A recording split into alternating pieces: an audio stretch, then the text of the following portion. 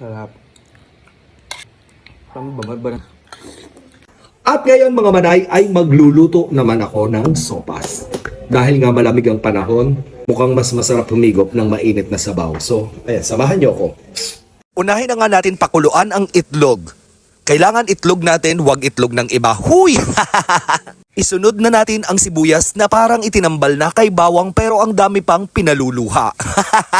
Parang yung kachat mo na may jowa na ay iniiyakan mo pa. Charot, huy!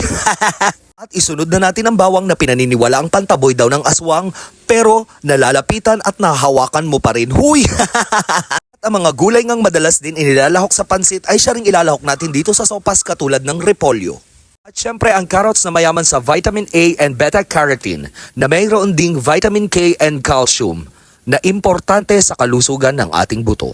Dahil frozen pa nga ang aming chicken breast at nalimutang ilabas sa freezer ay gagamit na lang ako ng atay at leeg ng manok. At para nga mas lumabas ang lasa ay iginisa ko ang atay sa sibuyas at bawang.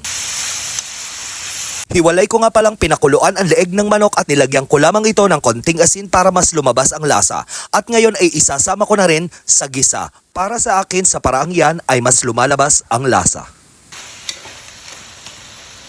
Kalipas nga ang ilang sandali ng ngiti sa iyong mga labi ay inilagay ko na rin ang carrots. At sa hiwalay ng kaldero ay naglagay na ako ng tubig at ng chicken cube para dito ko papakuluan ang macaroni.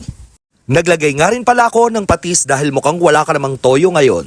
At dyan ay isasama ko na rin yung pinagpakuluan ng leeg ng manok na binawasan ko na ng mantika dahil alam naman natin na mamantika ang leeg ng manok. Nakaka-amaze nga lang isipin na oily ang leeg ng manok pero yung muka ay hindi. Sana all. Huy! Sa pagkakataong ito ay isasama ko na yung ginisa nating leeg, atay at yung carrots. At ayan, maglagay lamang ng paminta ng naayon sa iyong panlasa. At dito ay ipiprito ko ng pakaunti o bahagya ang hotdog dahil personally ayoko nang ang hotdog ay parang nilabon o nilaga lamang. At syempre papatuloy natin ang mantika mula sa hotdog para naman hindi masyadong oily ang ating kakainin. At dahil kumukulo na nga ang tubig ay pwede na nating ilagay ang ating macaroni. Yun nga pala yung prepared ko. Hindi ko muna inalalagay ang pasta o macaroni sa malamig na tubig para hindi ito malabsak. Kapag kumukulo na saka ko ito sinasama.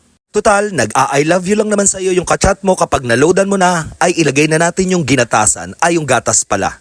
Dahil nga mamantika talaga ang leeg ng manok ay kitang-kita natin na ang dami ditong mga mantika.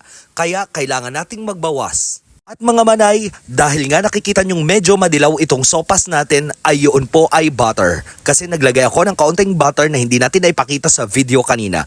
Ang mahalaga ay natanggal na natin ang mga excess oil sa ating kakainin. Ilagay na natin ang itlog at ang ating bell pepper diyan sa ating sopas. At ngayon isusunod ko na ang hotdog at ang hilaw nating repolyo dahil mabilis namang maluto itong gulay. At ayan mga manay, luto na ang ating sopas or also known as chicken macaroni soup. At ayan, sandukan time. At ayan mga manay, luto na ang ating pinaghirapang sopas. Ayan. Tatanungin ko lang, may katabi ako dito. Babe, dito ka nga, wifey. Anong English ng sopas? Ng sopas. Anong English? Chicken noodle soup. Yan, chicken macaroni soup. Pero pag beef ang nilagay, di beef macaroni soup.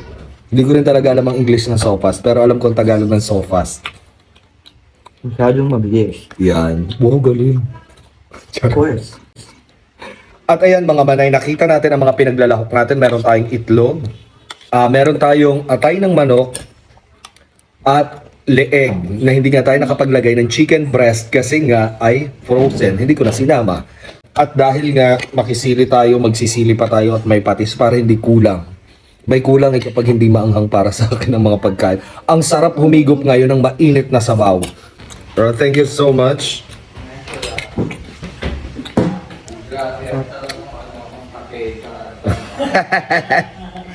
At ayan, ang aking family po ay nagsasabi ngayon ay naririnig ninyo, ang sarap daw po nung kape. Hindi, ang sarap daw po ng sopas. So ayun. Ako naman ang tumikim. Parang naman. Yummy. Yummy talaga, sarap. Iya nga. Malasa. Marami pa doon, babe. Kumuha ka. Ayaw naman siguro ako. Ayun. Ako mahilig ako sa atay, kahit pork or pa yan, chicken.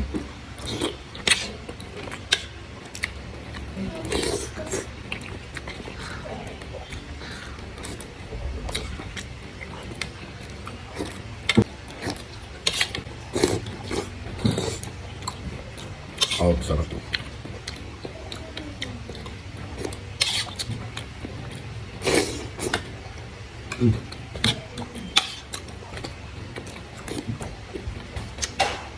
At ayan, shoutout nga pala natin yung mga manay natin dyan. Magandang gabi po sa inyong lahat. Tita Virginia Berry, Odessa Cubo, Laura Glenda Ruano, Ma'am Telma Uy, Kimberly Abing, kay Martha, kay Tita Franz Dison, Love Joy Bautista at syempre kay Josephine Sabando. Magandang gabi sa inyo mga manay. At ayan mga manay, usli na naman ang kwan ay babayo!